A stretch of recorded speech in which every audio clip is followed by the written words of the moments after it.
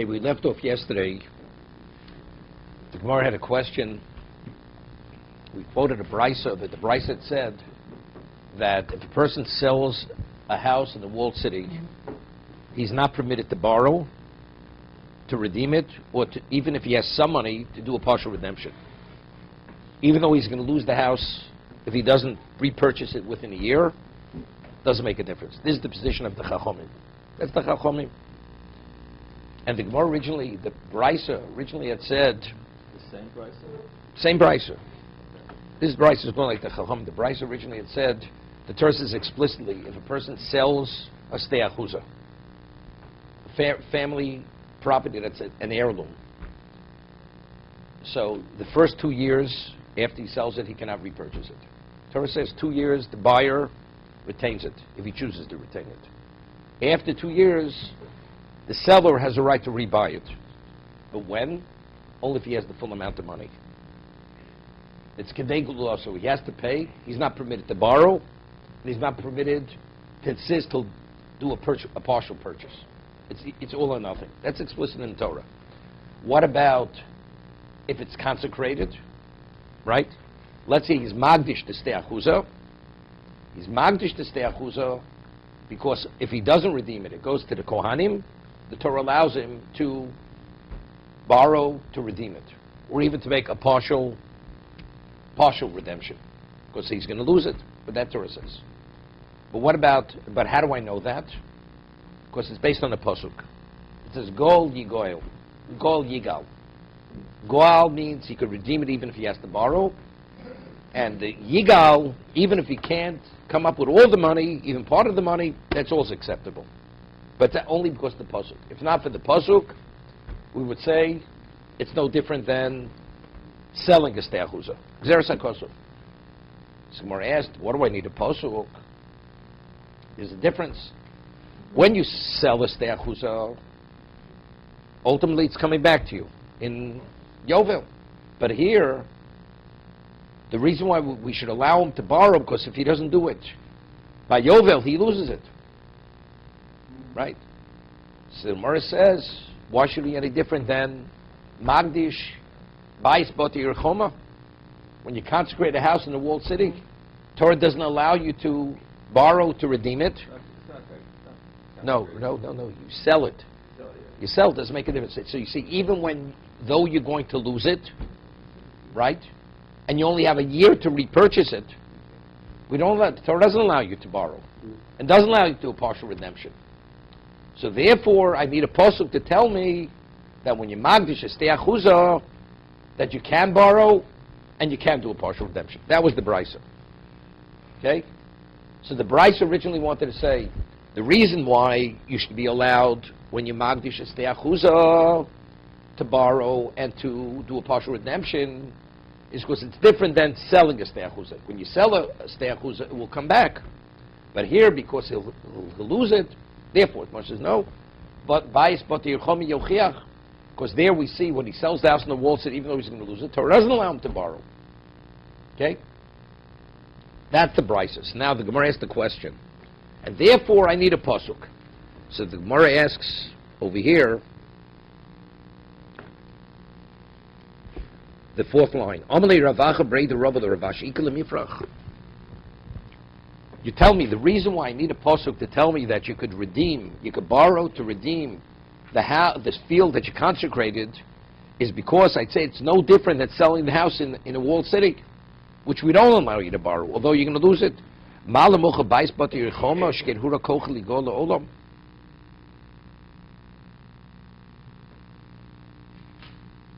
There the Torah says we really don't care if he loses it.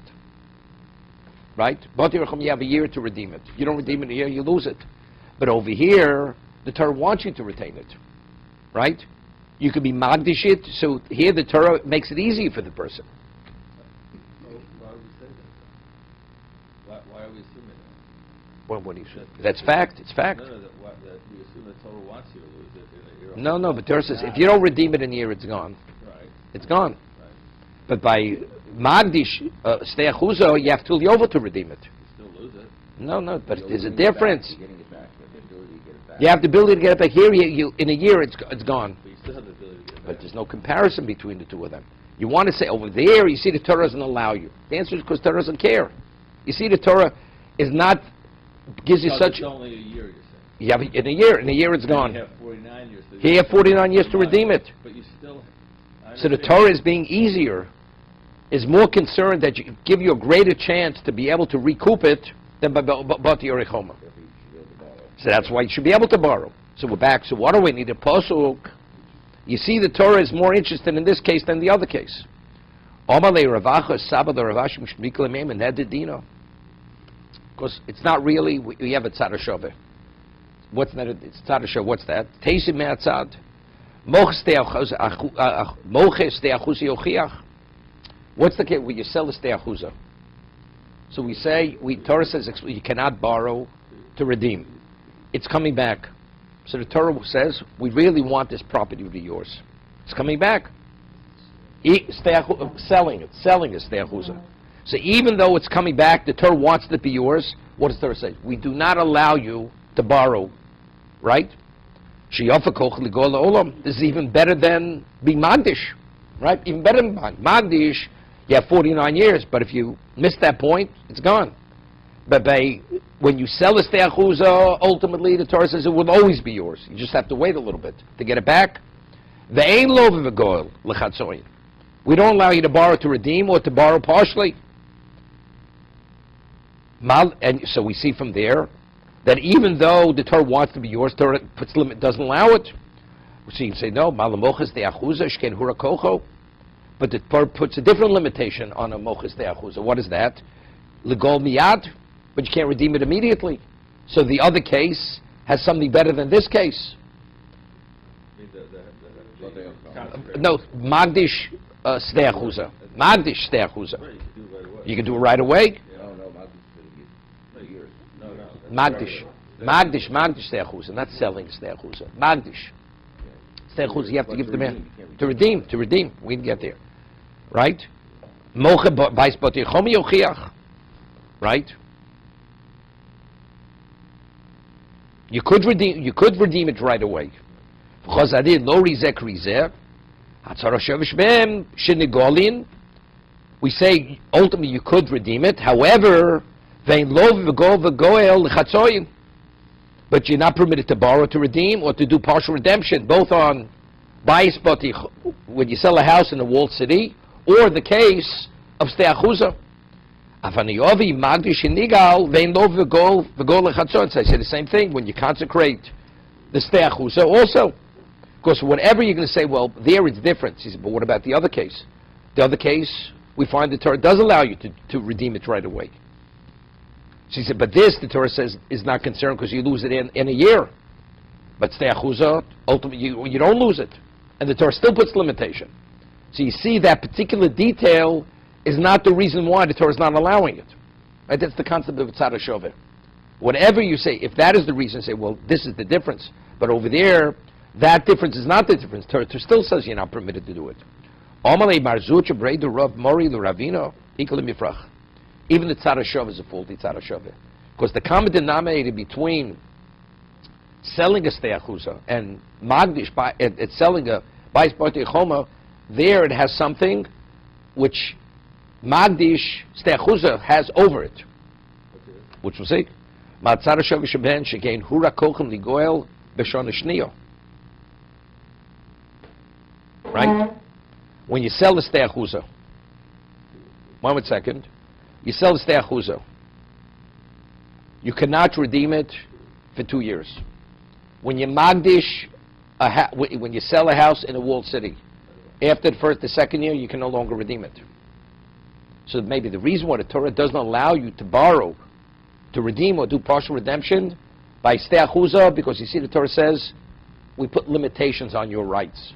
The second year, you cannot redeem it. Right? When you sell a house in a bati or in a walled city, the second year, you can't redeem it forever any longer, right? But magdish, ste'achuza, you could redeem immediately. So the reason why those two things have something in common, that the second year you cannot redeem either of them. right? For different reasons, doesn't make a difference. But it doesn't make a difference. Tosas says throughout Shas, whenever you want to disrupt Tzara Shovet for the slightest reason, it's enough to actually disrupt it. This is a slight reason. Slight reason, Yeah. even because each reason is for a different reason. The second, by Stei Achuza, of course, you want to give the man a chance to have 2 years worth of produce or usage. By the Bati or Ichoma, the second year, because it's not his any longer. It's gone forever. It's the buyer's. A Magdish, he could redeem it the second year. Omale Ravina. So Ravina says, Mishubdika Lemeimer.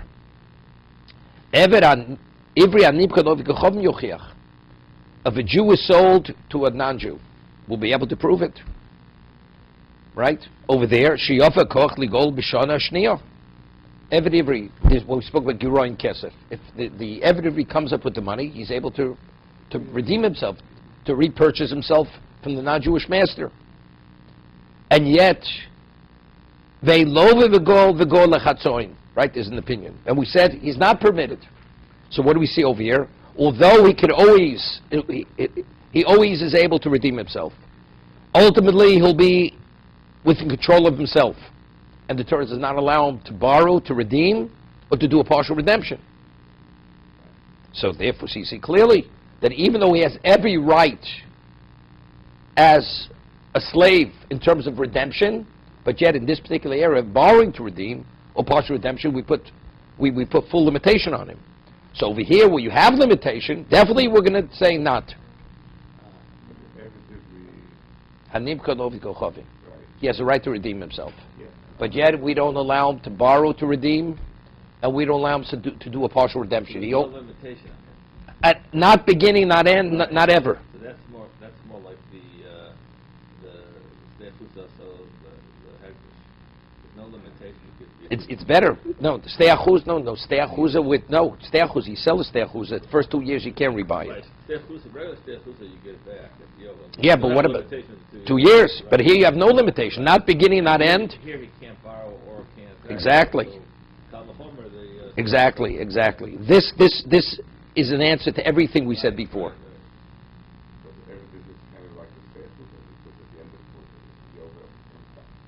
But it's better. So good. And yet, the Torah does not allow him to borrow, to redeem.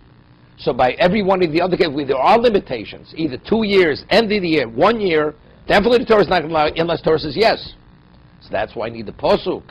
When you consecrate a Stei Achuza, that you can borrow to redeem. That was the question. Why do you need? No. When you sell a Stei Achuza, Torah says explicitly, you cannot borrow. That's explicit. No, but we had a different question. What do I need a posuk to tell me when you magdish a Stei Achuza?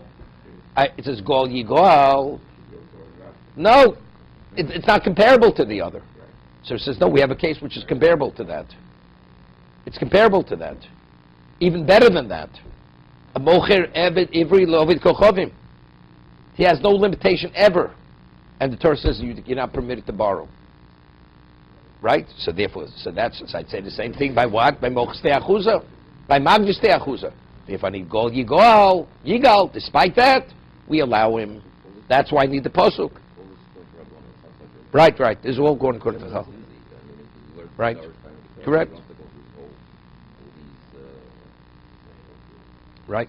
Well, he disagrees. By magdish bais boti or choma, he says you can borrow. Right. Correct. Now the Gemara has a new shaila.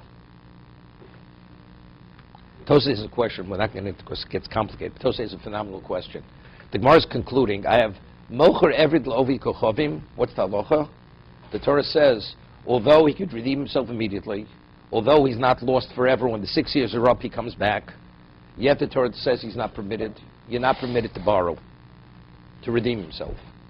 So he has a question. So here, every opportunity for him to regain his freedom is available to him. Right? Immediately, ultimately, he's back to himself. And the Torah says he cannot borrow. So the Torah says, by moches Stei Achuza, when you sell a family heirloom, the Torah says, how do I know you're not permitted to borrow to redeem? Because it says kedei guloso. It's a pasuk, right? So Tosfos said, what do I need a pasuk by selling a stechuza that you're not permitted to buy? Let's learn a kal v'chomer, eved ivri. Eved ivri, which has no limitation. The Torah says you're not permitted to borrow to redeem. So stechuza, which the first 2 years you're not permitted to rebuy it. Even if you have the money, definitely you're not permitted to borrow to redeem. That's Tosfos' question. It's a good question. So why does Torah have to write kidei guloso to tell me that you're not permitted to borrow? Okay, so Tosfos gets back with the whole back and forth, but that's the question. So, but if ever someone sold to enough way, or ever sold to enough way, the relatives are obligated to get them out of there, right? That's separate. That's separate. But they have to pay full value. But they can borrow. No. Whenever we speak about redemption, we'll see. The Gemara can talk about it. We'll see in a moment. Boy mine Rafuna Barchino mi Rav Sheshes. Rafuna Barchino asks another question of Rav Sheshes. Hamoche bayis beboti orichoma. A person sells a house in a walled city.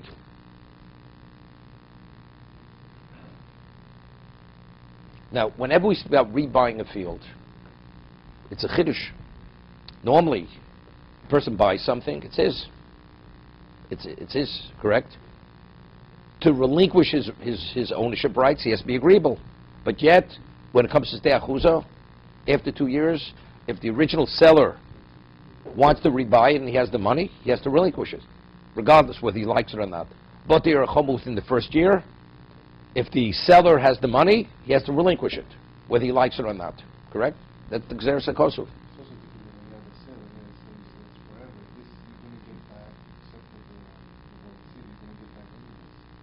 Yeah, I understand that. It doesn't make a difference. But what's the Torah actually saying?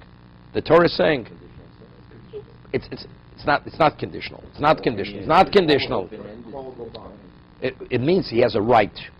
When he sells it, the Torah says he has a right that if he should come up with the money, he has a right to rebuy it. Right? That's what the Torah is saying. That's innate. It's innate in the sale. It's like a buyback agreement. Yeah. I have a buyback agreement. Right? It's a problem. You know, there's a problem over here. If you learn Ezel Neshech with the laws of ribis, it's a problem. There's a machlokas, la halacha. If you have a buyback agreement, what? So in terms of, if I have a buyback agreement and I choose to buy it back, so factually, the money that I gave you, for the first year, turned out it wasn't purchase money, right? We don't deduct. Right? It wasn't purchase. It's the equivalent of a loan. You had my money. You're returning my money. Buyback means it's up to me. Means it was never. It comes out like retroactively. It was never a sale. So I had your money. I fully reimburse you for what I paid, and the man lived there for nothing.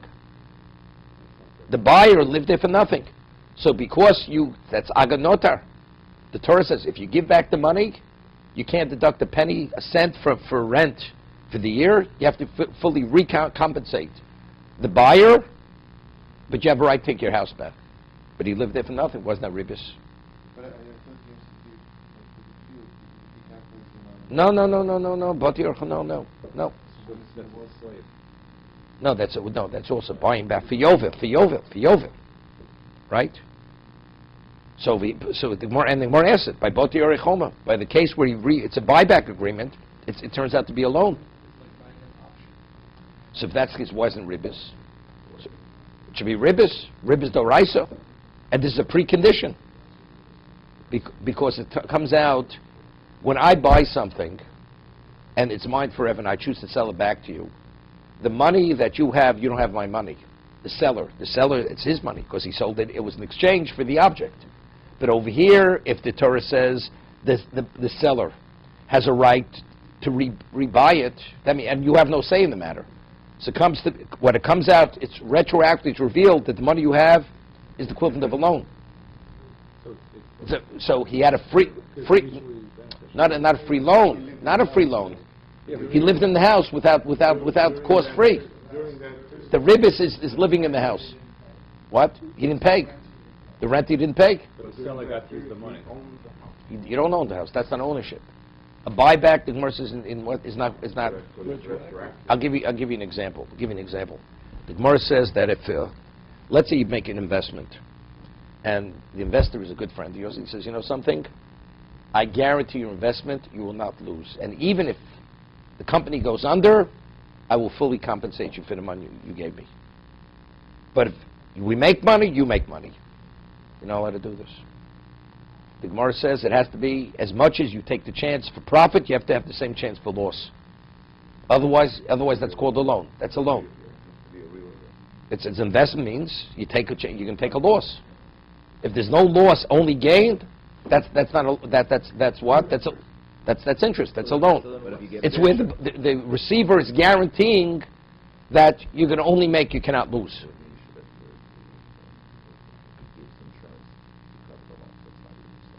That's something else. He's not doing it directly. It's a third party. The question is who's paying for the insurance. Does it make a difference? Maybe it does. Maybe it'd be rabbinical. But I won't tell you what the Gemara says. The Gemara says, so why isn't it ribbis? So Rabbi Yehuda says, tzar echad b'ribbis is not ribbis. He has the right, but is it guaranteed he's buying it back? He's not buying it back. If he'll say, give me your money for a year, you can live in my house rent-free. She's telling him up front. That's ribbis. That's ribbis, not even a question. It's not a possibility to ribbis. It is ribbis. But here, let's say the buyer, the seller, doesn't come up with the money within a year. He lost the house, so that's the final sale. So it's not, agar nota means, ribbis ketutz means, from the time of the loan, definitely, when the loan is due, you will pay. Here there's no definitely you will pay. It's only ribbis if the seller chooses to rebuy it. So it's like, it's conditional. It may be a loan, may not be a loan. That's called tzar echad b'ribbis. Tzar echad b'ribbis is not ribbis. So regular shmei where the owner gets it back. No. That's what he brought. No. But there you calculate it. That you deduct it from the sale price. Stei achuzi, the Torah says you deduct it from the sale price. How do you set a price? When you sell a field, you can only sell maximally for 49 years, right? So how do you evaluate the price? What the cost is? So let's say the man is there. Let's say it's $100 a year. So he's there so many years. Every year you deduct $100. So factually, when he's getting his money back, what he used the field, he paid for it, and what he didn't use, he's being reimbursed for that money for the usage that he didn't have. What about with this example? What about the fact that the Torah set up the arrangement that somebody can come in and buy back within a year, and you leave the rent free? So why do we have to get into the case of previous? Just like Torah says legal, you can marry without the system in this situation. Like, in this situation, that's not called previous, so to speak. Like, the Torah sets up the rules, so why do we worry about whether it could be, why it's not previous, why it is? This is allowed to do. Look, if we were able to reconcile it by saying it's not ribbis. Rabbi Yehuda says it's not comparable to regular ribbis. Because here it doesn't have to be. That's what he's saying. That's what Rabbi Yehuda is saying. And if I make that arrangement with somebody else, just like that, like now, that would also not be ribbis? Say, sell me a house, you can buy it back, and if you buy it back, I'll give you money, and I'll give you the rent free for a year. That would be allowed. According to Rabbi Yehuda. The question is not according to Rabbi Yehuda. It's also both sides. Okay, I'm just bringing this up. We're not going to Hilchos Ribbis now. Good? Okay. No, but what happens if one buys a house in the walled city, a field in the whole city? It's only a house in the walled city, not a field.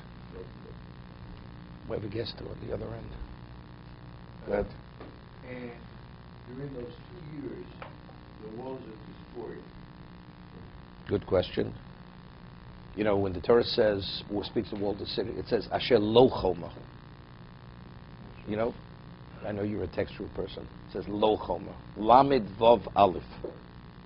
So lamed vav, what does lamed vav mean? It does not have. Lo choma aleph, what does lo mean? You say lo with an aleph, means not. Right? Which means, if it had a wall, although it no longer has the wall, it's still seen as a walled city.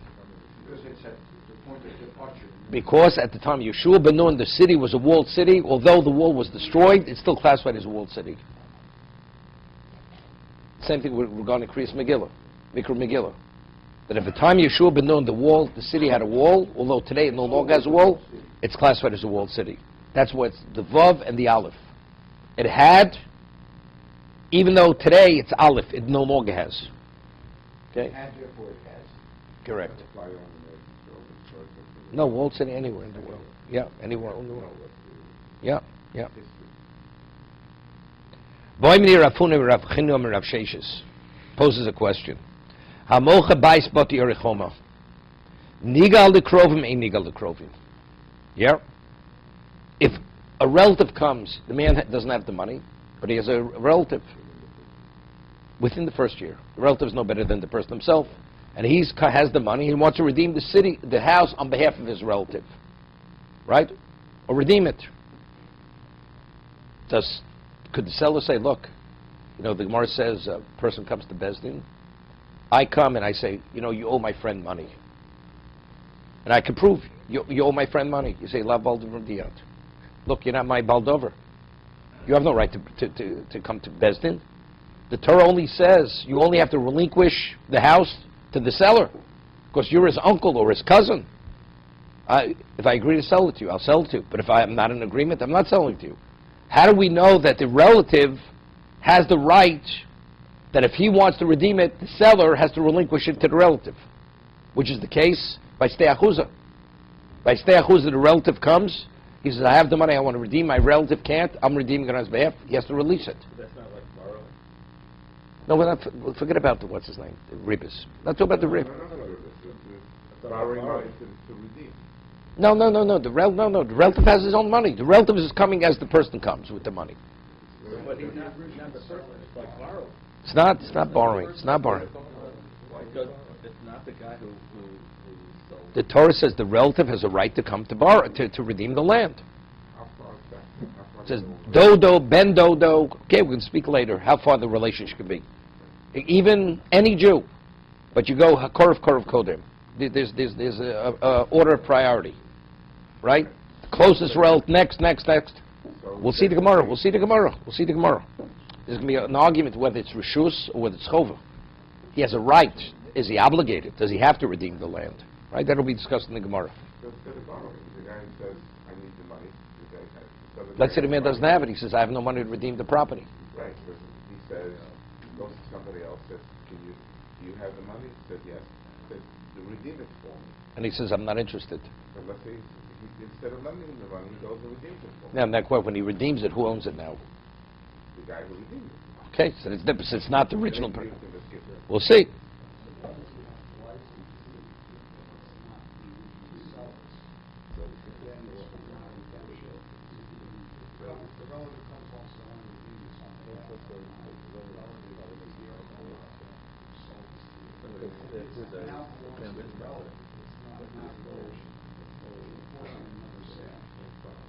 No, he has to give it back to the original person.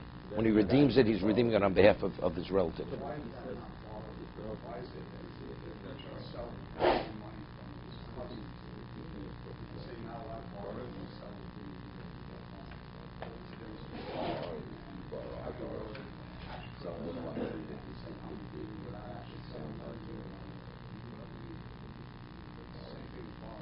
See, if you hold it's chova, let's say you hold it's an obligation, I don't even have to ask my relative. If my relative knows a field that's part of the family heirloom is not under my control, my relative has an obligation to go and purchase it, to bring it back into the family. The field. No. We're starting, let's talk about the field. The pasuk where it says explicitly the relative can redeem is by a field, not by the house. The Gemara's next question, do we learn out Gzera Shava? Just as we say in regard to borrowing, we don't allow you to borrow to redeem the house. But the relative does redeem the house on behalf of his relative. The field, do we say the same thing in regard to Bati Yerichoma? Just as we don't allow him to redeem it, to borrow to redeem, does the relative redeem? The question is, we have this Gzera, it says Gulaso.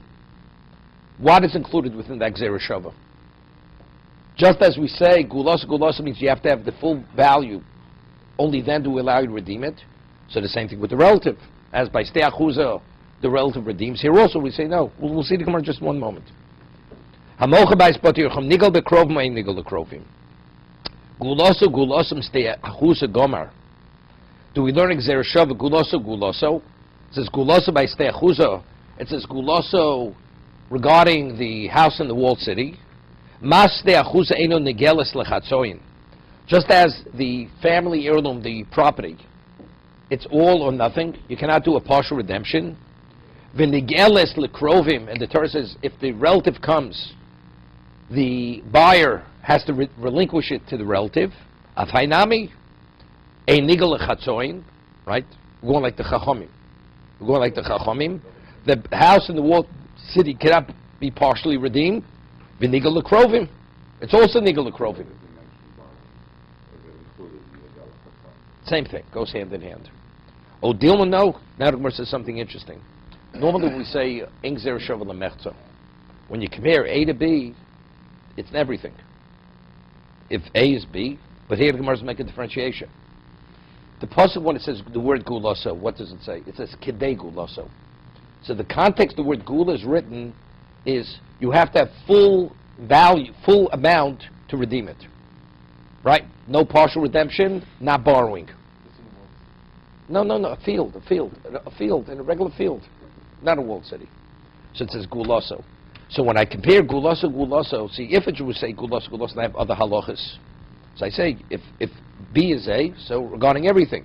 But here the guloso to the guloso is where the word kidei is written. So maybe it's only in regard to redemption we're comparing B to A. But other halachas that I find by A, because it's not within the words, guloso, that's not included in the Gzeira Shava. That's the Gemara's question over here. Because normally, whenever you make a Gzeira Shava, if they're the same, so they're the same. So what? But even with the Gemara saying they're not the same, we want to make a differentiation. That we're only comparing them only regarding borrowing or making partial redemption, but in regard to a relative, by steichus, a relative can redeem it. By the walled city, the relative cannot redeem it. Right? Odilma kiksiva gula b'chatzon hu dichsiva. Where does it say that you're not permitted to do a partial redemption? That's by the gula, because it's kidei guloso. Bekrovim moksiv, but krovim word gula regarding the krovim, the relatives doesn't mention that. So if that's the case, maybe that I wouldn't learn bati or echoma from steachuza. Omar leg. So Rav Sheshes says to Rav Huna Barachina, Eino Nigal. No. Meaning that we're only comparing it only regard to partial redemption or borrowing, but relatives, it's only the steachuza, the relative redeems it, but not the bati or echoma. That's what Rav Sheshes answers. Okay. That says in the Torah that the relative can redeem. That's explicit, by steachuza. That's explicit. So that's our question. But it's not in the word kidei guloso. Okay? Eisvei. There's another pasuk. It says, B'chol geula titnu. So Rashi quotes the pasuk. This is not the pasuk. The Gemara is quoting the pasuk, not the full pasuk. Rashi brings the pasuk. Ub'chol eretz achuzaschem gula titnu l'oretz. Right. So again, it's mentioned gula. Now the question: this context, throughout the land of your inheritance, there should be redemption. Right. What is this speaking about? So the Brisa says, "L'rabos botim ve'eved ivri," to include houses and the Jewish slave. So what does batim mean? What is batim? Houses. What kind of houses? In an open city or a walled city? La bati or echoma. Seeming, even a bati or even in a walled city. That, what gula means? The relative comes and he redeems it. So you see that gulas krovim, even if it has relevance to a what? To bati or echoma versus lo. Bati chatzerim. A house in a city that's not walled is like a field. It's like a field. So just as a field, the Torah says explicitly, a relative redeems it. So the house in an open city, relative redeems it. Samar says, Bati chatzerim b'hedjiksiv. Oh, I don't need an extra pasuk to tell me that you're able to redeem a house in an open city, that it's redeemed by a relative. That's explicit. That's written by that case. It says, Al stei oretz yichoshev. Meaning we treat a house in an open city like a field, like a stei achuza. So evidently, so the pasuk of B'chol Eretz Achuzaschem Gilti the Moritz evidently is referring to what does bias mean? It must be the bias in the Bati Orichoma. How do you get everything? That's the second. Tomorrow later is going to discuss the Evid. Okay? So evidently, see from the Pasuk over here, it's incorrect what Rav Shesha is saying. That the relative can redeem it. On that, Gemara says, Hahul l'kol v'chova. I'll leave it to Rebbe Lezer. No, if I only have one Pasuk, it says the relative has a right that if he offers to redeem it, the seller, the buyer has to relinquish it to the relative. How do I know that he has an obligation? That you have an obligation to redeem the house of the heirloom of your relative? That's the question. So I need an addition. If I only have one pasuk, I say it's rishus. It's optional. You choose yes, you choose not. It's no. How do we know that if you have the ability, you have an obligation? That's the additional pasuk that the house in a steachuza in an open city, the relative has an obligation. But batim in the brisa is not coming to say the house in the walled city, but rather it's the house in the unwalled city. To be continued.